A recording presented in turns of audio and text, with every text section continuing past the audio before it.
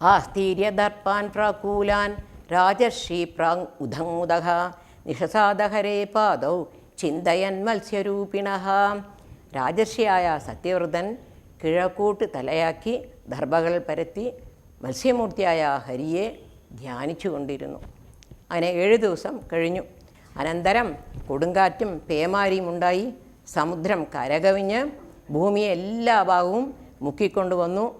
3 ലോകങ്ങളും ജലത്തിലായി.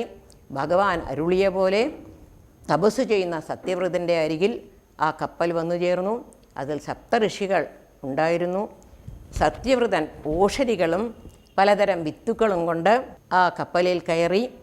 സന്തുഷ്ടരായ സപ്തഋഷികൾ ബ്രഹ്മാദി രുദ്രാദികൾക്കും സുഖപ്രദനായ ആ ഹരിയെ ധ്യാനിച്ചു കൊള്ളുവാനായി രാജാവിനോട് പറഞ്ഞു. അനന്തരം രാജാവിനാൽ നിരന്തരം ധ്യാനിക്കപ്പെട്ട ഭഗവാൻ ഒരു കൊമ്പുള്ളതും സ്വർണവർണ്ണത്തോടു കൂടിയതും 1,00,000 യോജന പരിമാണത്തോടു കൂടിയും മത്സ്യരൂപിയായി സമുദ്രത്തിൽ പ്രത്യക്ഷപ്പെട്ടു. അങ്ങനെ സത്യവ്രതൻ വാസുകി എന്ന കയറുകൊണ്ട് ആ കപ്പലിനെ മത്സ്യത്തിൻ്റെ കൊമ്പിൽ ചേർത്ത് കെട്ടി ഭഗവാനെ സ്തുതിച്ചു. അങ്ങനെ ആ കപ്പലിൽ സഞ്ചരിച്ചു കൊണ്ടിരിക്കുമ്പോൾ സത്യവ്രതൻ പല ചോദ്യങ്ങളും ഭഗവാനോട് ചോദിച്ചു. ഉത്തമ ഗുരുവിനോട് ചോദ്യം ചോദിച്ചാൽ അതിന് ഉത്തരം പറയാതെ തന്നെ നമ്മുടെ മനസ്സിൽ സ്ഫുരിക്കും. അതാണ് ഒരു ഉത്തമ ഗുരുവിൻ്റെ ലക്ഷണം. പല വഴികളിൽ ഗുരു ഉപദേശം ചെയ്യും. നേരിട്ട് ഉപദേശം ചെയ്യാം, മൗനമായിട്ട് ഉപദേശം ചെയ്യാം, അല്ലെങ്കിൽ ഒരാൾക്ക് ഉപദേശം ചെയ്യുന്നത് കേട്ട് ഉപദേശം സ്വീകരിക്കാം. ഇവിടെ സത്യവ്രത രാജാവിനെ നേരിട്ടാണ് ഉപദേശിക്കുന്നത്. മഹാദേവൻ ദക്ഷിണാമൂർത്തി സ്വരൂപനായിട്ട് മൗനിയായിട്ടാണ് സനകാദികൾക്ക് ഉപദേശിച്ചത്. ഏകാദശ സ്കന്ധത്തിൽ വസുദേവർ നാരദരോട് ഇങ്ങനെ മോക്ഷപ്രാപ്തിക്കുള്ള മാർഗം ഉപദേശിച്ചു തരണമെന്ന് ചോദിച്ചപ്പോൾ നാരദ മഹർഷി നിമി നവയോഗി സംവാദം മൂലമാണ് അങ്ങനെ ഉപദേശിച്ചത്. അപ്പോൾ ഗുരു പല പല വഴികളിലേക്കും ഉപദേശിക്കും. ഒരു ചെറിയ കഥ പറയാം. ശങ്കരാചാര്യർ തൻ്റെ ശിഷ്യന്മാർക്ക് വേദാധ്യയനം ചെയ്തുകൊണ്ടിരുന്നു. അതിലൊരു ശിഷ്യന് അത്ര വേഗം ഒന്നും മനസ്സിലാവില്ല, ഗ്രഹിക്കാനുള്ള ശക്തി ഉണ്ടായിരുന്നില്ല. പക്ഷേ ഗുരുഭക്തി കൂടുതലാണ്. ആ ആചാര്യസ്വാമികളുടെ തുണി വസ്ത്രങ്ങൾ അലക്കി കൊടുക്കും, അതുപോലെ പൂജാദ്രവ്യങ്ങളൊക്കെ ശേഖരിച്ചു കൊടുക്കും, ഇങ്ങനെയുള്ള കാര്യങ്ങളൊക്കെ ചെയ്യും. ഒരു ദിവസം ഈ അധ്യയന ക്ലാസ് തുടങ്ങുമ്പോൾ ആ ശിഷ്യൻ എത്തിയിരുന്നില്ല. അപ്പോൾ ആചാര്യസ്വാമികൾ പറഞ്ഞു അവനും കൂടി വന്നോട്ടെ എന്ന്. അപ്പോൾ മറ്റു ശിഷ്യന്മാർ തമ്മിൽ പരിഹസിക്കുകയാണ്. അവന് പറഞ്ഞു കൊടുക്കുന്നതിന് പകരം ഈ 4 ചുമരുകൾക്ക് പറഞ്ഞു കൊടുത്താലും കൂടി മനസ്സിലാകുമെന്ന്. ഇത് ആചാര്യസ്വാമികൾ കേട്ടു. കുറച്ചു നേരം കഴിഞ്ഞപ്പോൾ ആ ശിഷ്യൻ വസ്ത്രവും അലക്കിക്കൊണ്ട് ഓടി വരികയാണ്. എന്നിട്ട് അടുത്തെത്തിയപ്പോൾ ആ ആചാര്യസ്വാമികൾ അവനെ ഒരു നോട്ടം നോക്കി, അത്രയേ ഉള്ളൂ. ആ ഗുരുവിൻ്റെ കടാക്ഷം കൊണ്ട് അവൻ്റെ അജ്ഞാനം നീ ജ്ഞാനമുണ്ടായി അവന്. എന്നിട്ടോ തോടകാഷ്ടകം കൊണ്ട് സ്തുതിക്കുകയും ചെയ്തു. അതുകൊണ്ട് ഗുരു പല പല വഴികളിൽ ഉപദേശിക്കും. ഉപദേശിക്കുന്നതിൻ്റെ ഫലം എന്താണ്? ഞാൻ ആത്മാവ്, പൂർണ്ണ വസ്തു എന്ന ബോധമുണ്ടാകും. സത്യവ്രത രാജാവിന് ഹൃദയഗ്രന്ഥിയുടെ കെട്ടഴിഞ്ഞ് ആത്മസാക്ഷാത്കാരം ഉണ്ടായി. എത്രയോ ജന്മങ്ങളിൽ കൊണ്ട് സാധിക്കാത്തത് ഗുരുവിൻ്റെ ഉപദേശം കൊണ്ട് ക്ഷണനേരത്തിൽ കൊണ്ട് അത് നേടാൻ സാധിച്ചു എന്ന് സന്തുഷ്ടനായ രാജാവ് 8 ശ്ലോകങ്ങൾ കൊണ്ട് ഭഗവാനെ സ്തുതിക്കുന്നു. അനാദിയായ അവിദ്യ മൂലം ആത്മസ്വരൂപം ഇല്ലാതെയാകുന്നു. അതുനിമിത്തം ദേഹേന്ദ്രിയ അദികളാണ് ആത്മാവെന്ന് നാം വിചാരിക്കുന്നു. അതിനാൽ പുണ്യപാപകർമ്മങ്ങളിൽ ഏർപ്പെടുന്നു. വിഷയസുഖങ്ങളിൽ ഏർപ്പെടുമ്പോൾ തന്മൂലം പുണ്യപാപകർമ്മങ്ങളുടെ ഫലമായി ജനിച്ചും മരിച്ചും സംസാരക്ലേശം അനുഭവിക്കേണ്ടതായി വരുന്നു. സംസാരസാഗരത്തിൽ നിന്നും കരകാണാൻ സാധിക്കാതെ ഉഴലുന്നപ്പോൾ പുണ്യഫലത്തിൻ്റെ ഹേതുവായിട്ടും ഭഗവാന്റെ കൃപ കൊണ്ടും നമുക്ക് ഒരു ഉത്തമ ഗുരുവിനെ കാണാൻ സാധിക്കുന്നു. ഏതുപോലെ ഒരു കുടുംബത്തിലെ ഒരമ്മയും മകനും ഭാര്യയും മറ്റ് ബന്ധുക്കളും എല്ലാവരും കൂടി ഒരു തീർത്ഥയാത്രയ്ക്ക് പുറപ്പെടുകയാണ്. അങ്ങനെ ഓരോരോ അമ്പലം ആയിട്ട് തൊഴുതു വന്ന ശേഷം ഒരു പ്രസിദ്ധ ക്ഷേത്രത്തിലേക്ക് അവരെത്തിച്ചേരുന്നു. അന്ന് അവിടെ ഒരു ഉത്സവം കാരണം തിക്കും തിരക്കും അനുഭവപ്പെട്ടു. ആ തിരക്കിൽ ഈ സ്ത്രീ മിസ്സായി. എവിടെ പോയിന്ന് അവർക്കും അറിഞ്ഞില്ല. ഈ സ്ത്രീക്ക് ആ ബന്ധുക്കളെയും കാണാൻ പറ്റിയില്ല. കുറേ തിരഞ്ഞു നോക്കി, 2 ആൾക്കും കാണാൻ പറ്റിയില്ല. 2 ആളും കൂടാതെ വേറെ വേറെ ദിശയിലേക്കാണ് തിരിഞ്ഞത്. അങ്ങനെ കാണാൻ പറ്റാതെ ആയി.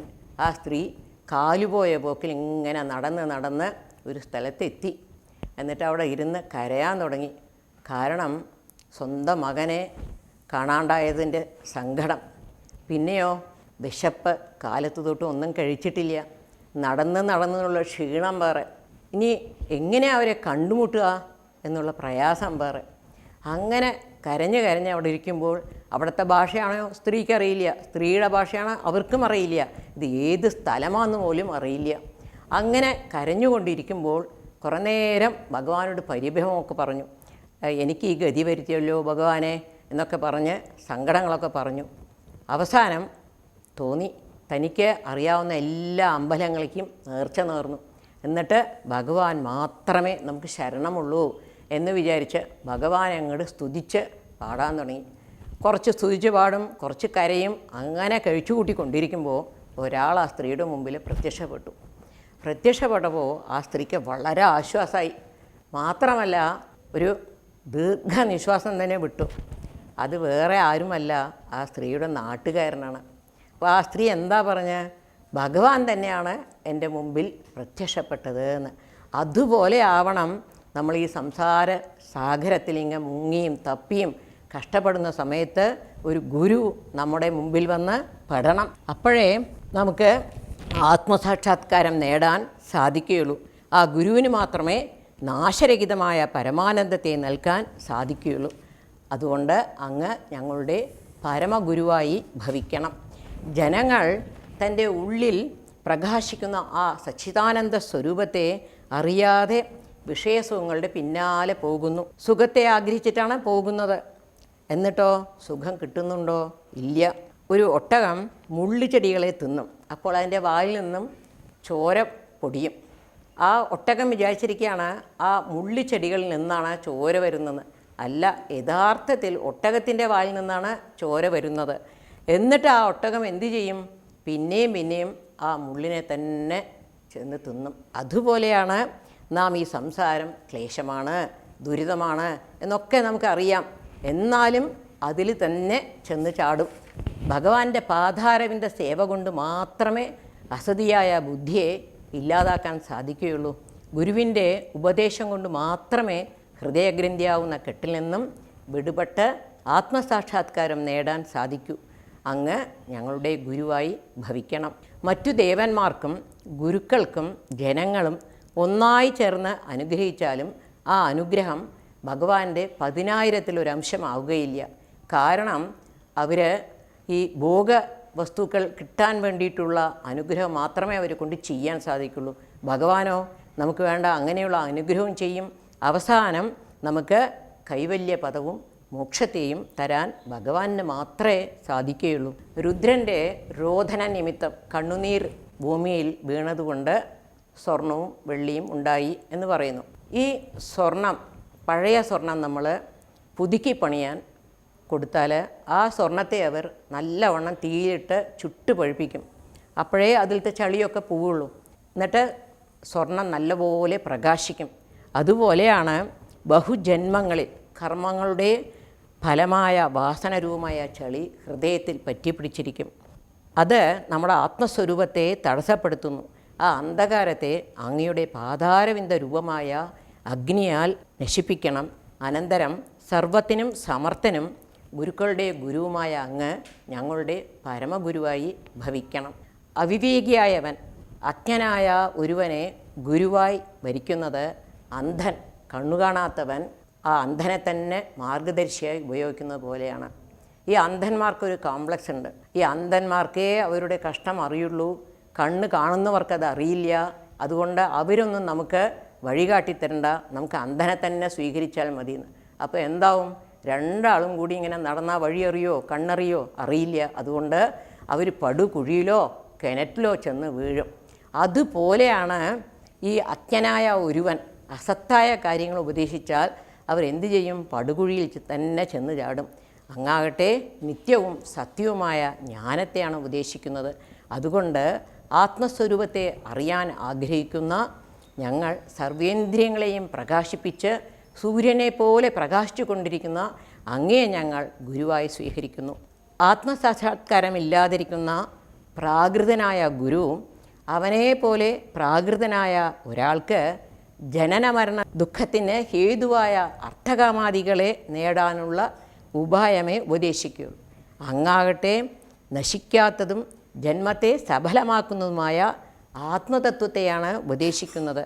അവസാനം ജീവൻ മുക്തിയും കൈവല്യപദവും നേടിത്തരുന്നു. എല്ലാ ജനങ്ങളെയും ഭഗവാനെ ഭജിക്കാതിരിക്കാൻ എന്താ കാരണം?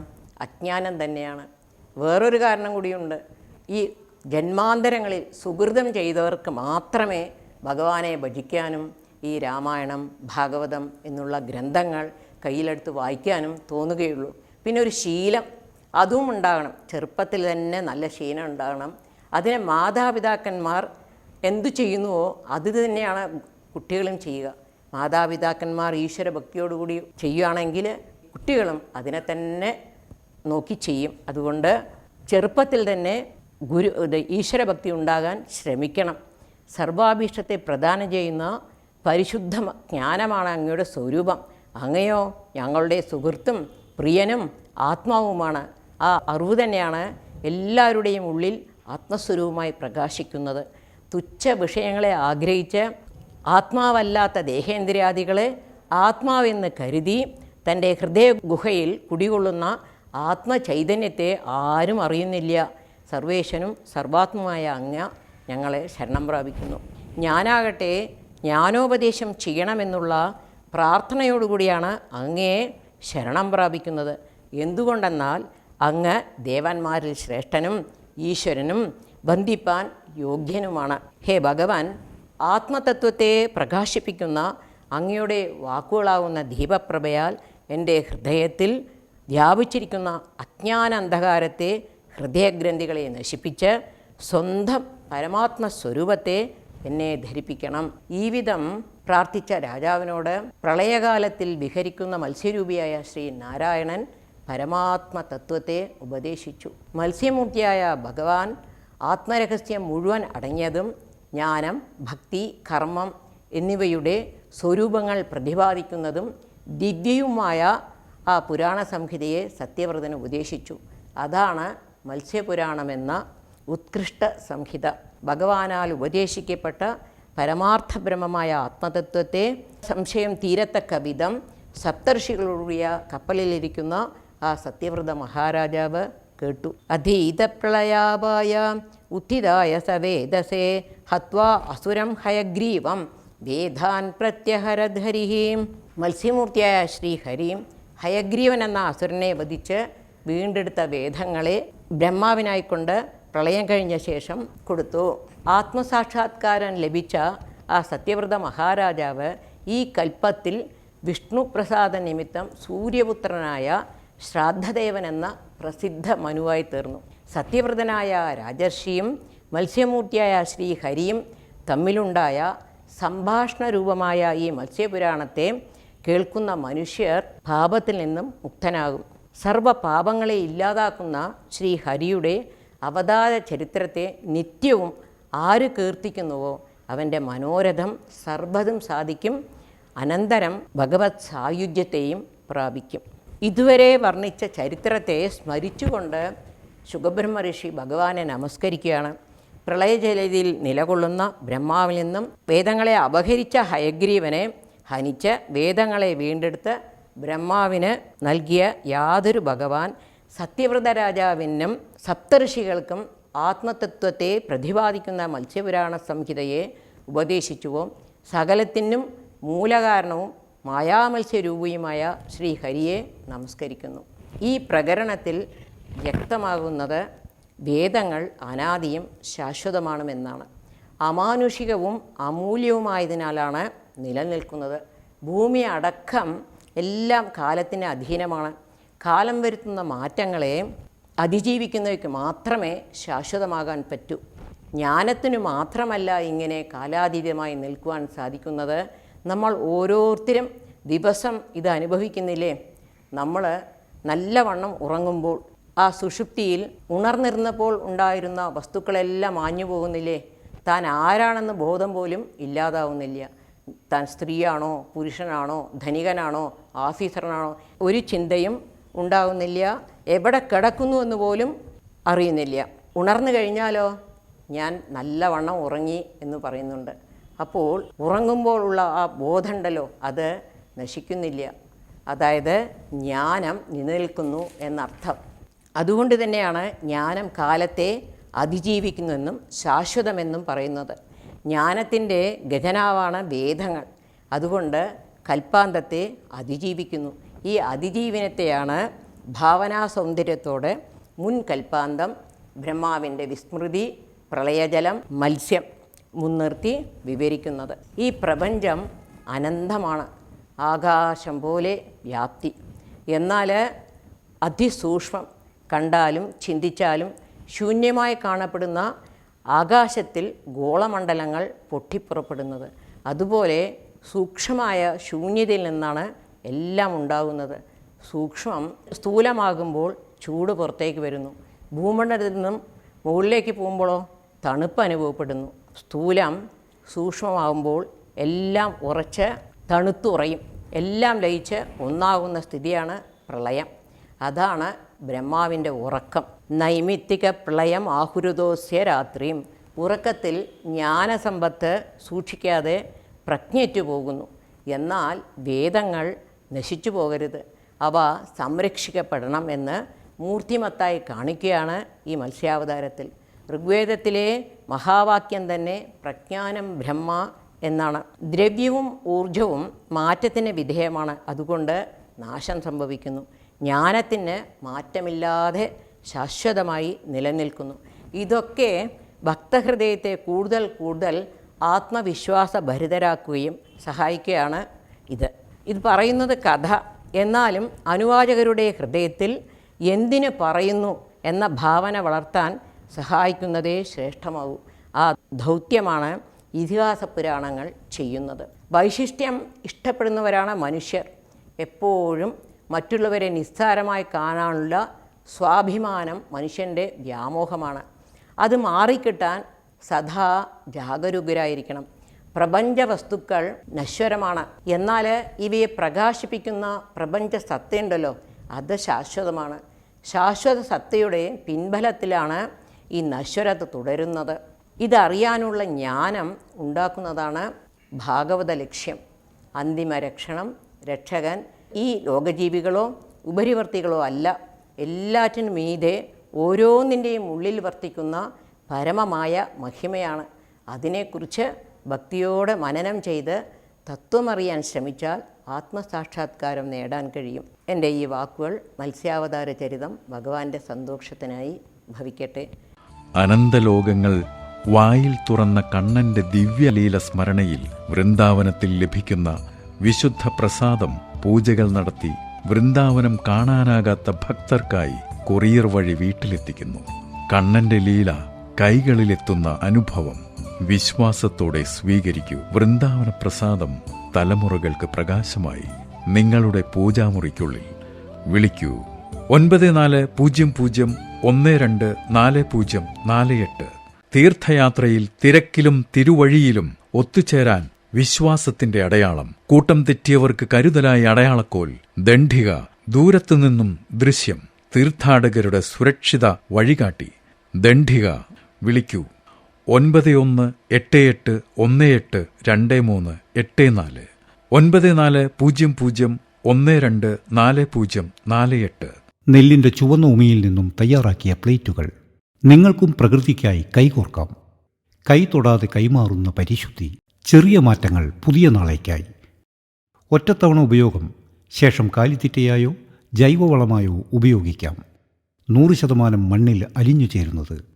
ഇന്ത്യയിലെവിടെയും കൊറിയർ മുഖേന എത്തിച്ചു നൽകുന്നതാണ്. വിളിക്കൂ 9188182384. ഹരി ഓം. ഭാഗവത ഗംഗ ഒരുക്കുന്ന വൃന്ദാവൻ തീർത്ഥയാത്ര മെയ് മാസം മുതൽ ആരംഭിക്കുന്നു. രാജസ്ഥാനിലെ ആദിബദരി, കേദാർനാഥ്, ഗംഗോത്രി, യമുനോത്രി എന്നീ പുണ്യയിടങ്ങൾ കൂടി ഉൾപ്പെടുത്തി ഒരു സമ്പൂർണ്ണ വൃന്ദാവൻ തീർത്ഥയാത്ര. വിളിക്കൂ 9400124048. 9188182384.